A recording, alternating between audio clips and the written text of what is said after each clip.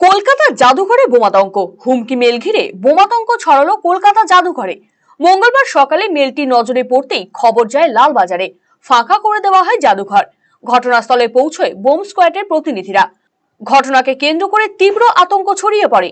জানা গিয়েছে, মঙ্গলবার সকালে অন্য দিনের মতোই জাদুঘরে ছিলেন পর্যটকরা। সেই সময় আচমকা কর্তৃপক্ষের নজরে আসে হুমকি মেল। ওই মেলে জানানো হয়েছে জাদুঘরে বোমা রয়েছে। খবর পেয়ে সক্রিয় হয়ে ওঠে কলকাতা পুলিশ। ছুটে আসে বোম স্কোয়াড।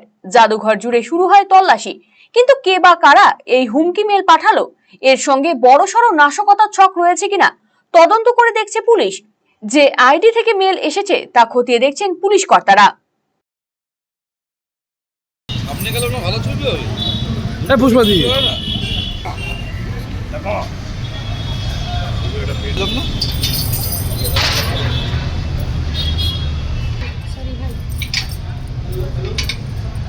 এটা বন্ধ করে দাও, এটা লক করো।